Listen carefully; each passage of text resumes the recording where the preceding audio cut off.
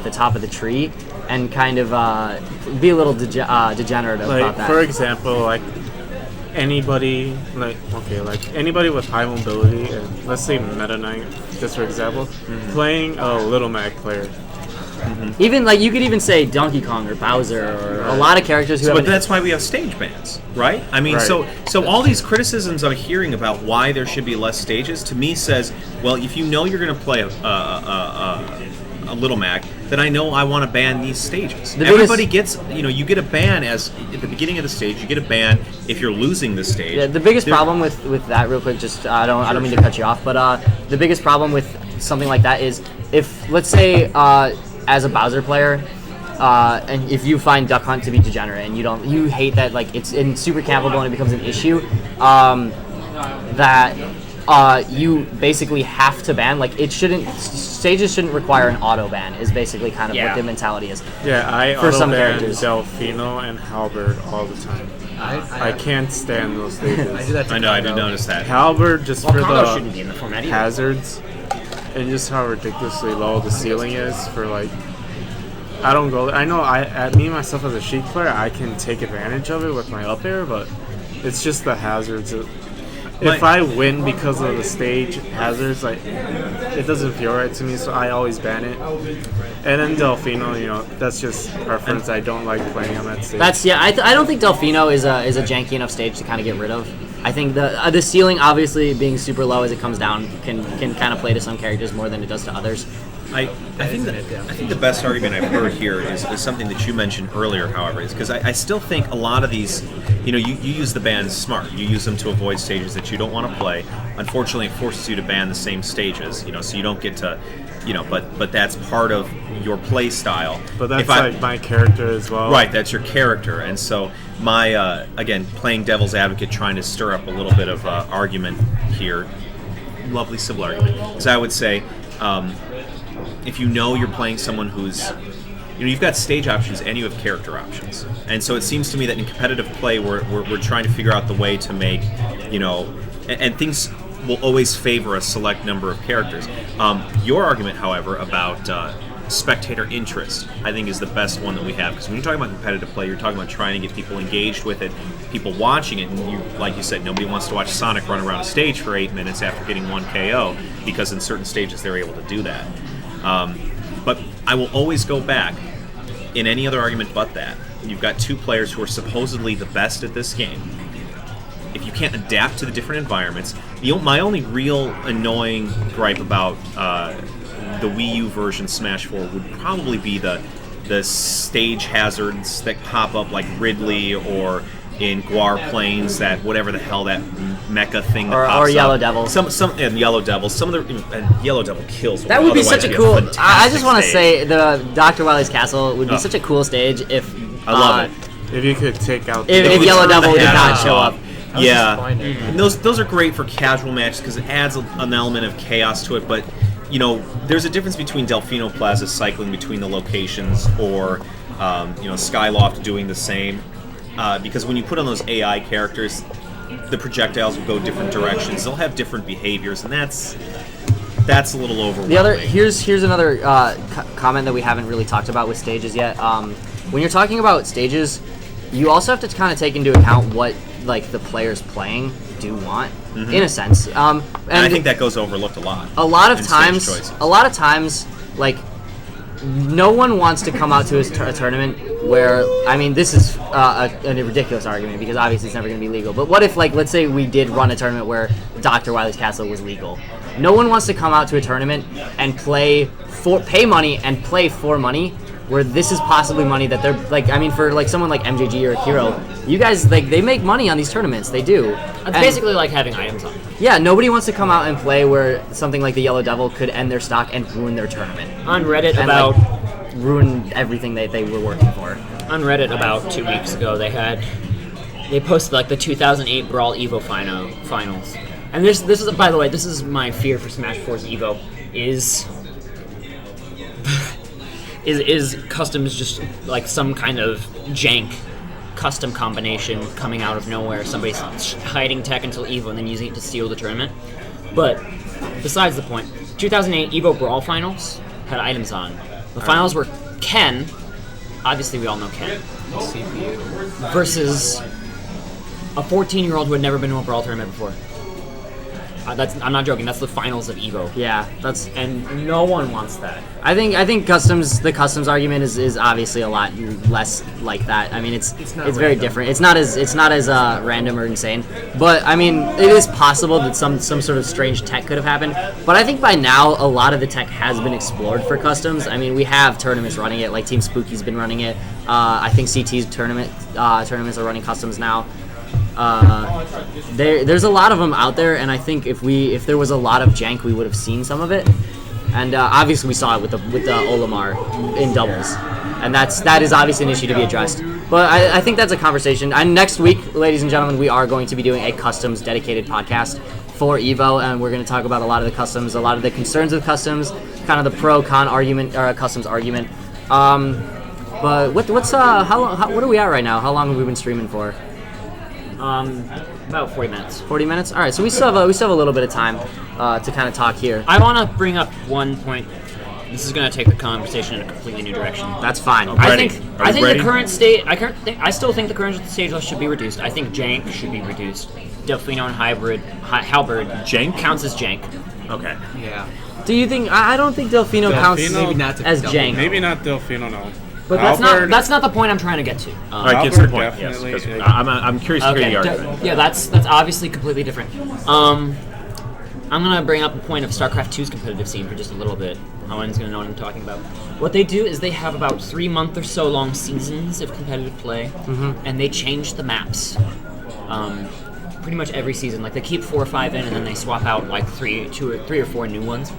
And one thing that really hasn't been explored yet for Smash 4 competitively is the stage builder. The stage builder is I'd love actually to see more stage building. the stage builder. I'd love to see stage builder. Compared to Brawl stage builders. Brawl stage builder is like for 4-year-olds, right? Yeah. Smash 4 stage builder still obviously isn't as much as you'd like, but it's great for what we need, and it's exactly the scene. It's basically all the scene needs and nothing more. And I would love to see like this format where we have, like the 3 or 4 regular normal stages, but then we sub in some new stages, sub in some custom stages, add in new variants to the format. I absolutely 100% agree, and I like the idea of cycling stages, and I think that would. So we have certain players, right? When I come here to these tournaments, obviously, Akira, you're one of the best players I've seen play any Smash game, and I haven't been to any national tournaments or anything like that, so it's real fun to watch you play the game. I, of course, don't get very far, and I'm still trying to pick up the ins and outs of competitive play, and that's fine, but I think you'd see more people, you'd see a lot more variety at the top end of the game if you changed the game every now and then. So the idea of being the best at being Smash 4 is about being the best at a game with all the content that it has to offer. And I don't know how I feel about items. I'm a little bit mixed on that, but I'm certainly adamant about this on the stages. And so, Sturm would like to see less stages at a time, but he mentioned the possibility of adding in customs and doing a rotation of stages. So maybe there might be a period of a 3-month period where E2C or maybe the whole Smash community as a whole has a select number of stages that you pull in and you pull out, and maybe you're not as good in that 3-month period, right? Maybe you have to adapt to the changing environments, or maybe you have to adapt, or maybe you are a little bit better, or maybe I can get a little bit further in the rounds. But don't you want to see more people in the community, or do you want it to be the same 5 people at the top all the time? That's the question I want to ask in the competitive community. I think personally, coming from obviously we're all competitive people here. I'm sorry that I just whacked the table and the camera just shook. So obviously we're all very Alex competitive punch. people. Everyone listening are very competitive people, but I would feel kind of bad if I all of a sudden became this top player because a janky stage came in. Yeah. And But what's a janky stage other than your ability to effectively play that stage? Well, there are- and that is a stage that is in the game. Here's the thing: there are stages that have random elements. Right. That is entirely something that you want to course. eliminate. Stuff like Windy Hill Zone. I was a part of a conversation. Windy Hills. I was a part of a conversation early on in the Smash 4 meta when the Wii U one came out about stage lists. Make me cry. So I was actually talking to someone who thought there should be 17 stages legal, and we eventually Love it. I love it. we eventually brought it down because there was an issue. Like we started testing these stages, we started testing all these different things, and they were proven to be like sometimes they would kill you, and no one's gonna come out and play like would you want to play in a tournament where it's possible that the stage takes your stock instead of the player you're against? I mean, I don't think a very interesting moment happens where, let's say, let's define random. Well, let's go back to the Green Beast Akiro match real quick before we jump to that. Mm-hmm. And if let's say if that match was on Windy Hill Zone, and Akiro comes to recover, and the spring all of a sudden spins on him, which is not on a timer, and it shoots him down instead of up, and that's the end. That was game 5. So I think you make a good point here. The random elements, it would be disheartening for a tournament player. But let's take the stages that don't have random elements, but maybe are a little, what you would use as the word janky, and put them in the game. It's not a random element. There's lots of stuff in these stages that aren't tournament stages that are timed. There are stages that do that. That don't glitch through. Castle Siege is a big one. That it does have some interesting stuff to it. It has the statues, obviously. It has the transitions. Duck Hunt's another one with the dog coming up, and things like that. Delfino with the transformations. Congo Jungle, I guess. I've actually I've quick attacked into Congo Jungle and I've fallen through and lost a set because of it. Really? Yeah. Huh. I don't know. There are these so other options. Maybe you can't be as risky on that stage. Yeah, but you know what I'm saying? Like there's ways to adapt to when you take the random crap out, like the stuff like fucking. I'm sorry, we shouldn't be swearing, all right? But when you take the elements like the random enemies that appear on the stage and all this stuff, it stops being like, okay, well I died because of this and it was the stage's fault. No, it wasn't. It wasn't a random element. It was your fault, and you were too aggressive on that stage, and you have to change your play style. You can't be that aggressive on that stage. I mean, I agree with you there, agree with but I'm of the opinion that that stages should showcase players. They shouldn't showcase the stage. Yes. Games shouldn't slow down. Games shouldn't really kind of alter too much because of a stage. Obviously, it should alter some, and player adaptation to that is very interesting. Obviously, with stages like Delfino things and that are Lilat good tilting.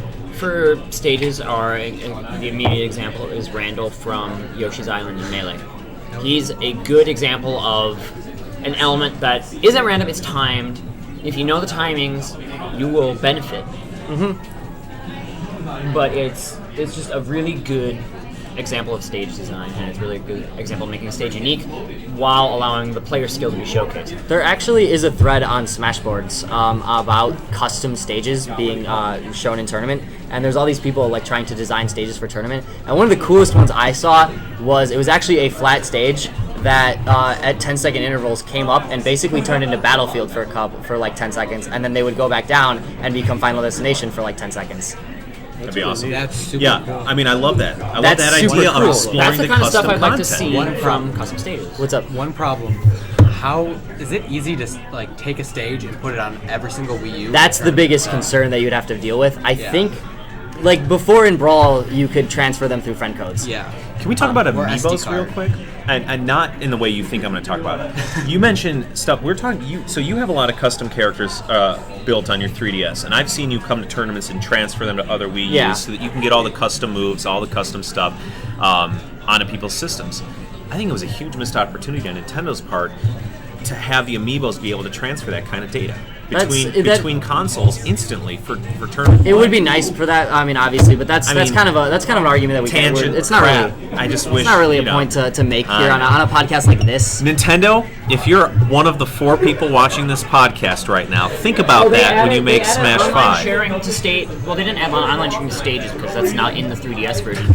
They added online sharing to custom characters, replays, Really? Yeah, they and did other things recently. like that to the 3DS recently. I don't think they've added But not it on the to Wii U? The biggest thing That's that's probably holding going to come in the Mewtwo patch. Yeah, the biggest thing that's holding back this custom stage idea is obviously one. It's hard to kind of get every region to kind of agree on a stage set without official sponsorship.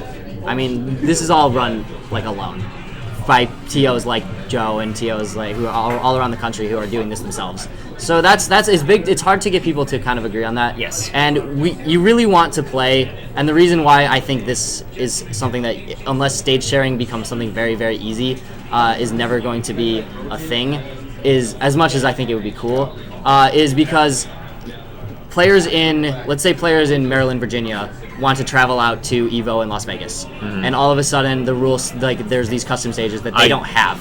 I do agree. I love the idea of custom stages. Yeah. But you're right. If everybody doesn't get the opportunity to practice them, then that is an uneven. And that's a playing big field. that's a big So thing. you can't adapt to random chance like someone inventing a new stage for one turn. Yeah, and that's something that you, obviously that's something that's not really viable at this point in time. Maybe down the line for sure, but we're kind of right now. I think the community's kind of locked up in the customs argument and stuff like that, which I think this is another argument for another time. That's we'll have a whole episode dedicated just to customs. Any other kind of thoughts about stages? Favorite like stages that you think I mean, we've been talking a lot about what stages should and shouldn't be legal, and I'd like to move back more towards kind of the gameplay of the stages that are available now. Yeah. So obviously Battlefield is a very neutral stage, but I think it does favor characters like Marth and Rosalina and stuff who can pressure platforms.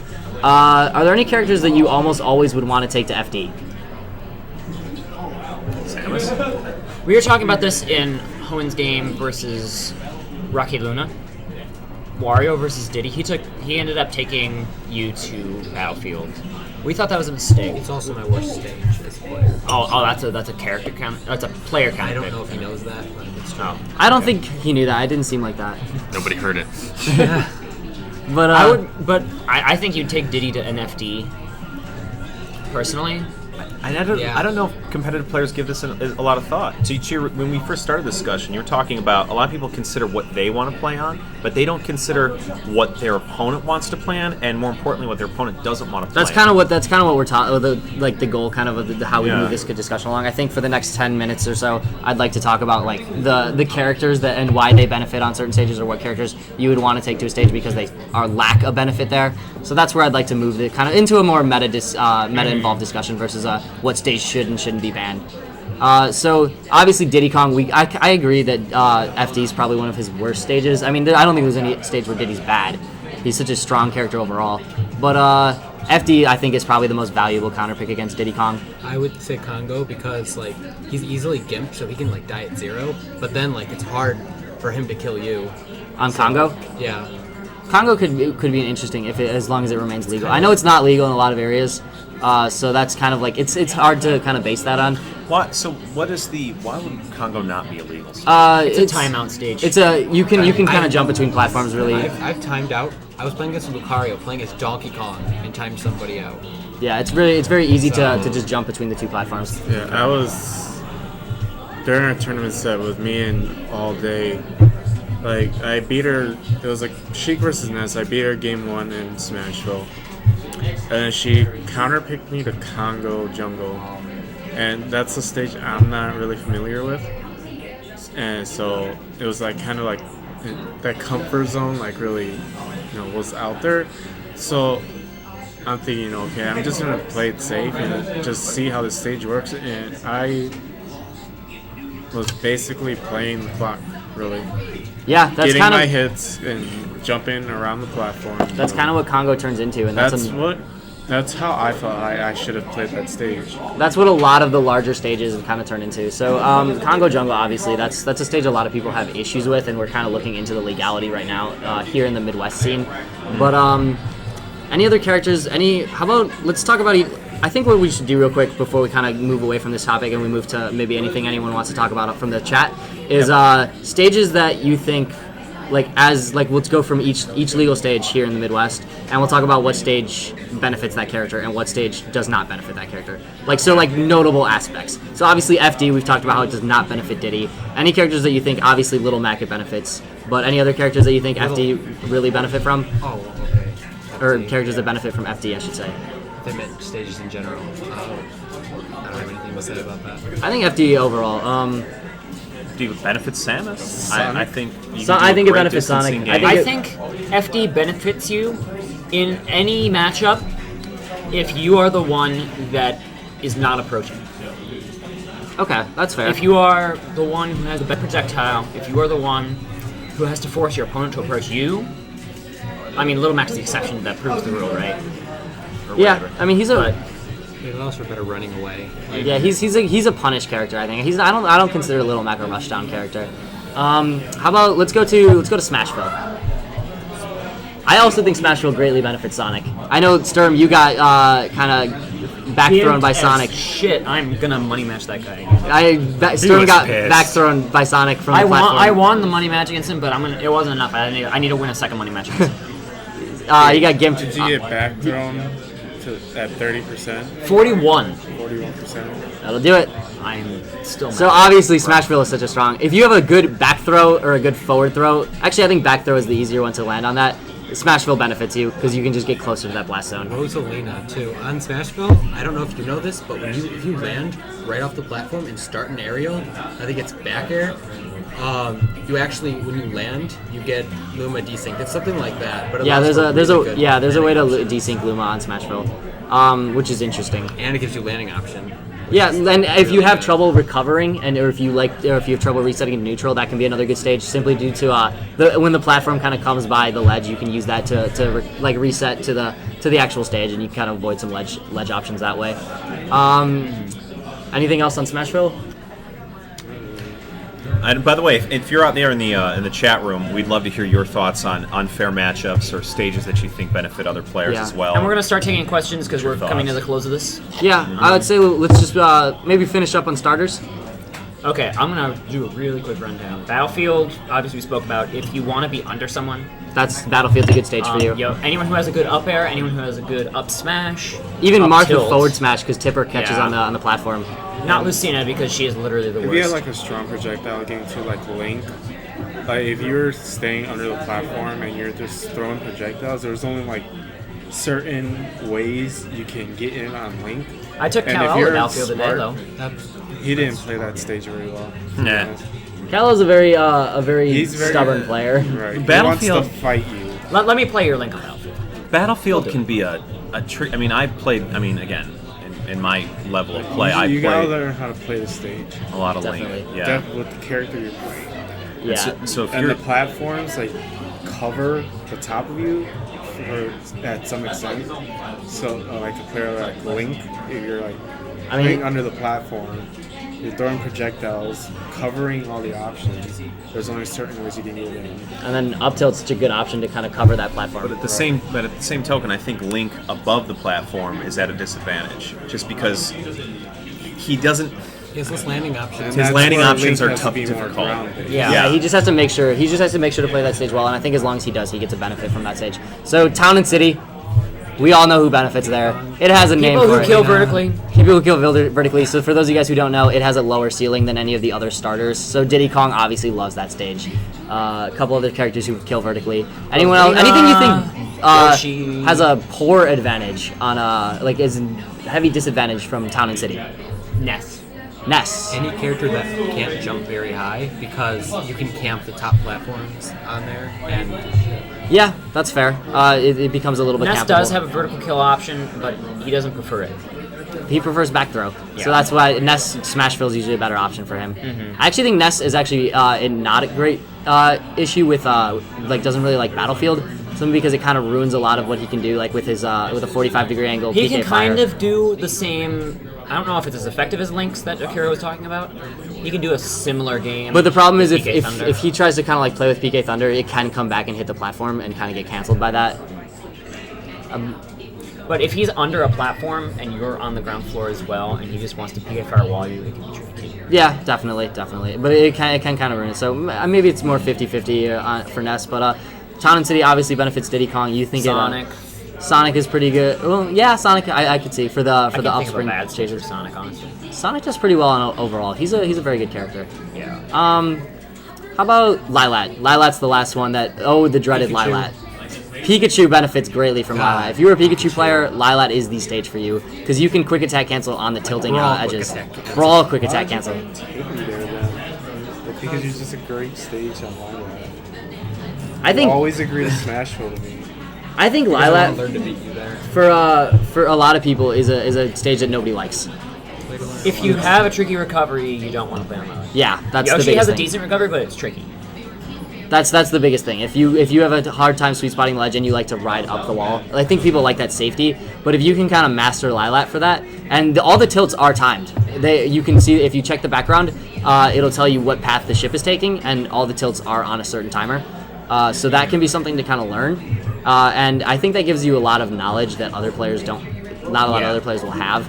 So you can know that it's going to tilt this way, and you can kind of play with that because you can actually cancel some moves, lag animations when the ship tilts to a certain angle. I know Ike can actually like double forward smash.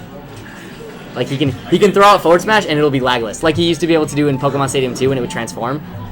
I don't know if you guys knew that one, but I can actually use forward smash laglessly when Pokemon Stadium transforms. It's interesting stage knowledge while still remaining like a neutral stage. So there's stuff like that, and obviously that can even save you. Like you can throw out like an unsafe option just to see if it'll connect and then get saved by the lag and surprise your opponent. So I think anyone who we talked about Lilat at E2C 12. We talked about it for the Almar versus Diddy matchup specifically because Green actually ended up taking a bunch of Diddy's to Lilat as his counter pick, and we agreed very strongly where the height advantage actually makes a difference on those tilts. If you're at the top of the if you have the elevation because the stage is tilted, for Almar, his Pikmin will go further, and Diddy's banana throws will just be stifled by the tilt. Yeah. And speaking of that tilt, if you look at Abadango versus DeBuzz at Apex, he was using it to throw like the keys and then immediately pick them up. The tilts. Yeah, I think it's a great stage for Pac-Man because he can use that to. This way, he doesn't have to jump off stage and throw the key to catch it off the edge. He can use just the stage and kind of grab the key. And the key, obviously, a 15% damage out of shield kill option. I mean, what more could you ask for? C-drop it on hydrants. And you G-drop it on hydrants, and it's disgusting. So, all right. So I think that's a pretty good stage kind of round up there. Is there any final comments you guys have about stages? Delfino and Mac. I think that's been underlooked because Little Mac's harder to get on that stage. That is a good point. But they're all, and those platforms, actually the platform is high enough and long enough that, for the most part, that... And the platforms are high enough that they aren't really necessarily a great place to stage an offense from in some transitions. Yes, and at the same time, it's long enough that Little Mac can get on the platform and not have to worry about his opponent kind of ruining his time getting up there. And he can basically play it like a second, like, flat area. So that might be an interesting. So, because I mean, basically, if you play Little Mac, you ban FD. I mean, we all know that. And then a lot of times, the second ban goes to either Town and City or Smashville. But so, if as a Little Mac player, if you're looking for a stage to kind of get around that, Delfino might be a good option. I actually, when I was facing Rocky Luna earlier, I banned Delfino on him when he went back. I mean, a lot of Macs probably overlook that. So that's an interesting thought. Hour and a half of stream. Get out of here, Kal-El. We'll take this opportunity now. Sick of looking at your face. Shout to Salty to Shane. switch to Salty Shane is my favorite. Hashtag Salty Shane. switch to the folks that are out there in the chat room. If we got any questions, Lord Sturm, you're closest to That's it. my job. All right, so Twitch chat. Any questions you guys might have, Lord Sturm will read them off. So by all means, we're gonna open this up to you guys. But before that, real quick, we did just open up pre-registration for E2C 13. That's this month. We March 28th. March 28th, everybody. Mark your calendar. But so E2C 13 obviously is going to be pretty hyped. I mean, it's a little close to E2C 12. Unfortunately, there was a venue issue and we had to push it back a week. That's why it wasn't in February. And in February, it looks like we have a question in the chat there, Sturm. What you got? What maps do you guys think puts Mega Man specifically at a disadvantage or advantage? From our good friend, the Ramen King. Good old Ramen King.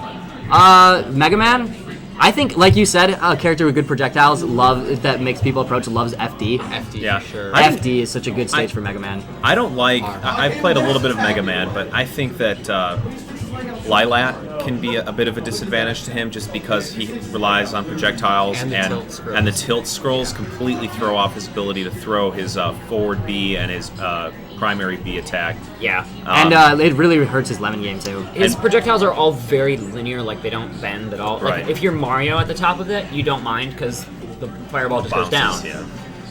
Mega Man, if you're at the top, you're actually at a disadvantage. Yeah, and even at the bottom too, you're still at disadvantage. You Because want of the flat. tilt stage at the end, you can't even. You have to be either mid stage to even get any distance on that. I also don't like Battlefield too much because a lot of Mega Man, and again, Ramen King would know better, but Mega Man has a lot of advantages in his ability to do a back air and a forward air, and that Battlefield, he doesn't have a lot of good landing attacks to secure the Yeah, that stage. can actually He has lock to up his stick down on air, the He too. could get a back air read off attack. He can On though. those So I think Battlefield's a neutral stage. I don't think it benefits him, but at the same time, it hurts some of his game, but it also benefits some of his game. And I think the other stage that I think is really good for him is Town and City. Simply because the Shoryuken option, the up tilt, kills very early off the top, and the smaller ceiling really helps. And by that extent, also a little bit Halberd. Yeah, I agree. Delfino. I think some of the stages, some of the tilting stages, and some of the changes. Dare in the water can be dirty, but I think some of the different changes that kind of happen, like the different transitions, a lot of them don't really benefit Mega Man in any special way. And I think people taking you to Delfino are because they either know Delfino really well or because they have a very specific advantage, like Rosalina. Yeah. We have a question from the chat. What is E2C 13? Sage, take it away. What is E2C 13? What is E2C 13? Oh man, do I have an answer for you. E2C 13 is a tournament put on by Events to Compete. It is a monthly tournament here in Chicago, Illinois. So if you are in the area, we had players coming out from Ohio, coming out from Michigan, coming out from Iowa. So if you're in the Midwest, see if you can come on out. It is March 28th. It is going to be a massive tournament. Our monthlies lately in Chicago have been hitting 120, 130 people. They're basically regionals. They're borderline regionals. I know Joe doesn't like to call it a regional because it's not technically a regional. Like he doesn't say it's a regional, but our monthlies are basically turning into regionals. We had 42 teams as well. So there's going to be a bunch of Smash 4 1v1 play, Smash 4 2v2 play, Smash 4 3v3 VIP play. There's going to be some Melee and PM. Hopefully 1v1s and 2v2s. I would like to see both. I mean, we'll see if we have the setup space or if we have the entrance. Smash 4 has been a lot bigger lately for E2C. But there's going to be some prize money. There's going to be some free food. That's going to be a thing that we're going to start doing every E2C. I know a lot of people said they had good things to say about the free food at E2C 13 or E2C 12. We cooked up 20 pounds of chili the night before and served some walking tacos and some salad and some chips and salsa. So there's free food at the event. Again, it's going to be at Top Cut Comics, same place.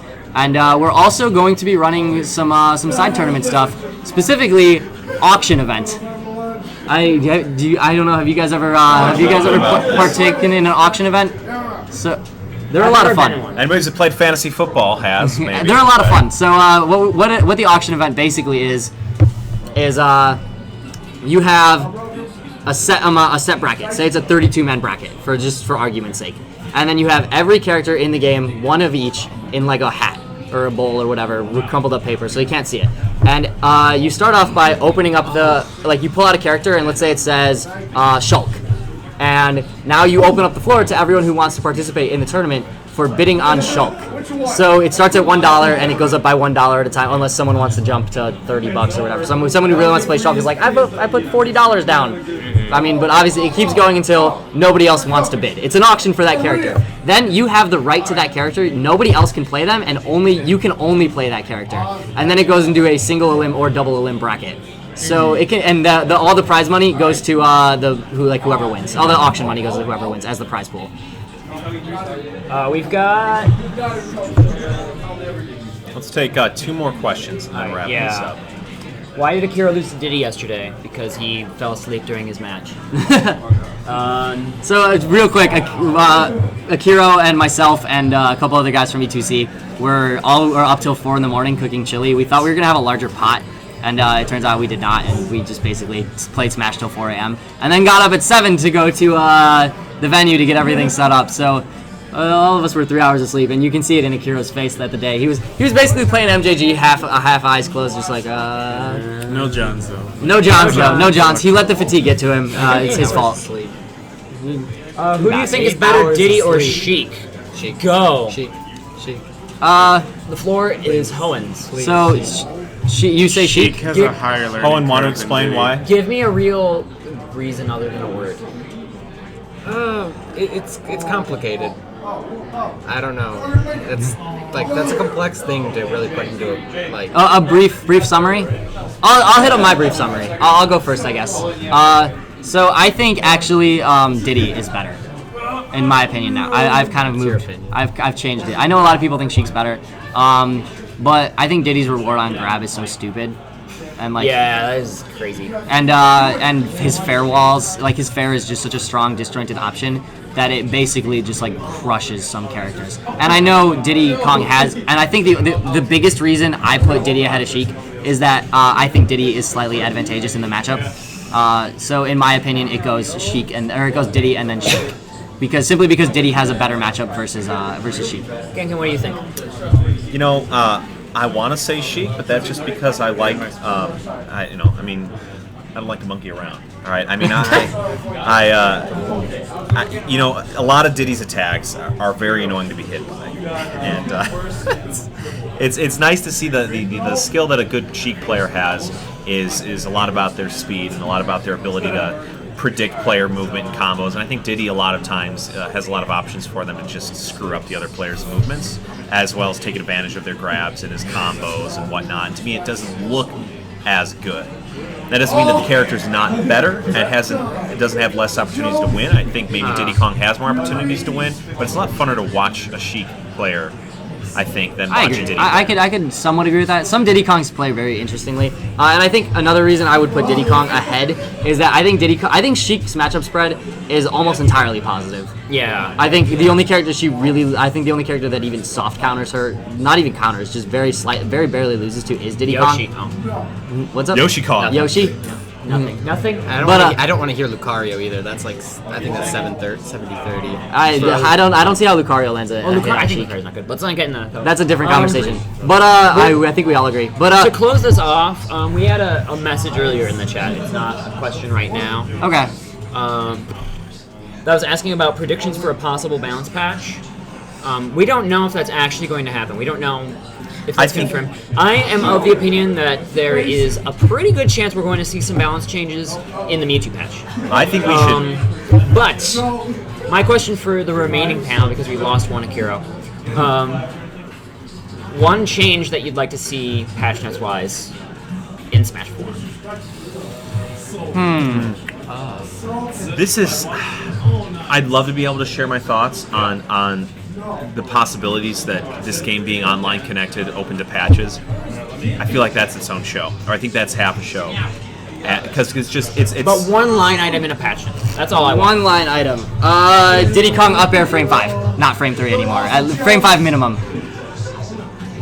I just want knockback scaling on it. If I had, It's not the biggest thing is its knockback growth is so high and its base knockback is low. That's why it combos and kills. yeah, I want it to be a combo move or a kill move, not both.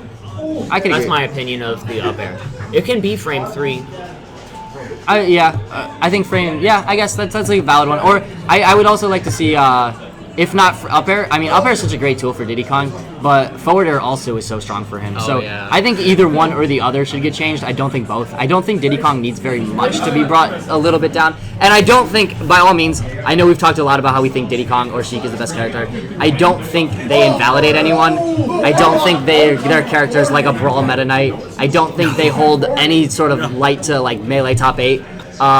So like they're very, very good characters by all means, but I do think there are characters that beat them, and there are characters that give them trouble, and in the end, it's not like a Brawl Meta Knight can be a better Diddy Kong player. I think it's, in this case, it's the better player most of the time is going to win. I've also Yes. heard people say stuff like that Diddy or Sheik aren't even the best. I've heard people say Pikachu's the best. I've heard people say like Sonic's the best. I've heard stuff like that. And the fact that It's always good to conversation, hear that. yeah, the fact that conversation is still going on. exists Brawl, is good. when Brawl was released, everybody was like Meta Knight.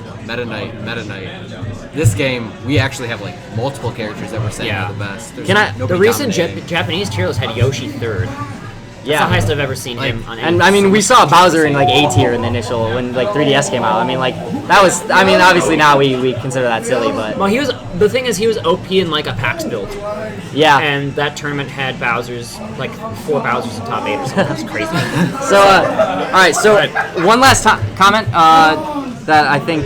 Actually, you know what? I'll save this for another show. I was gonna ask your most controversial opinion based on like matchups or things like that.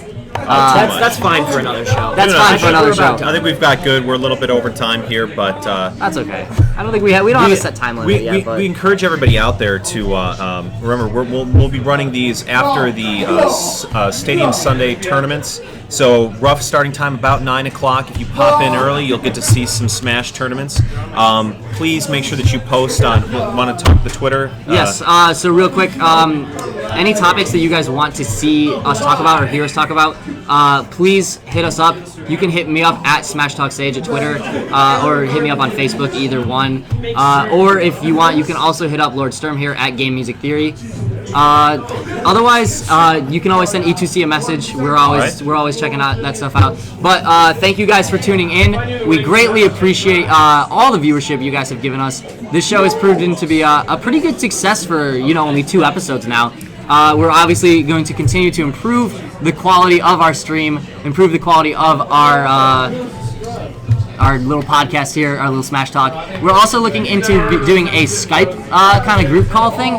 Every once a week, not live stream like this. This is going to be live streamed every Sunday at 9 p.m. Central Time. But a little Skype call maybe once a week, or maybe bi-weekly. Hopefully trying to get interviews with top players. Yeah, we'll be trying to do with MDVA guys, Ohio guys, maybe some Michigan, some SoCal. I would love to have MJG on. Michiganders. I talked to MJG. Yeah, he is a treasure trove of information. Yes, he is absolutely, and he's just a lovely gentleman in general. And we are also, I think something that I was talking to people about is we have a very interesting group of players here in Chicago as well as all over the Smash community with interesting stories. And I think something that we may try to do is like a bi-weekly little interview thing with where we just kind of talk about Smash, we do like a Smash player profile. And we talk about, I think it could be fun, and we talk about just kind of how they got into Smash, what they've gone through, or kind of their jobs or whatever, some interesting stuff. Because I know there's a lot of interesting people here, and I've heard some stories already that just kind of blew me away, and I'm like, wow, really? And I think a lot of people would be interested to hear that. But anyways, guys, I am Sage. This is Hoenn. We have Genkin and Lord Sturm joining me. Salty Shane. We have Cal. Hashtag Salty Shane. Get it trending. Okay, last thing. Ohio versus Chicago crew battle. Who wins? Go. Chicago. I'm hometown Chicago all day long. I'm a hometown Chicago, but I'm gonna have to go Ohio from the players they sent out. Chicago. Chicago. I'm not Chicago are them winners. Someone had to take Ohio's side. Okay, let's pick Ohio for just 1 second. I got 5th, and I'm not even a lot of people don't even consider me top 10 in this state, and I took out 2 of the That's a fair point. Yeah, that is you a fair took out point. Absol. best players. You took out Absol, and you took out who else? Get out of here. Inside. Oh, you took out Sai and you took out Absol. Okay, yeah, so maybe Chicago. players, though. I think we got it. We got heavy hitters here in Chicago. Do not sleep on Chicago. All right, with that, ladies and gentlemen, this is Smash Talk. I am Sage. Thank you for tuning in. We appreciate all you lovely stream monsters joining us live. Thank you guys for praying and making sure that the stream didn't break. Please share this stream. Send us out. We want to get this huge. We want to get Smash Talk to become the We'll Smash give you 4 podcast. $5 for every viewer you bring. We won't do that. We won't do any of that. We won't bring $5 for every viewer you bring. We'll But thank you. please tweet us out, share us on Facebook, show your friends, family, show your dog, show us to everyone. Thank you and good night.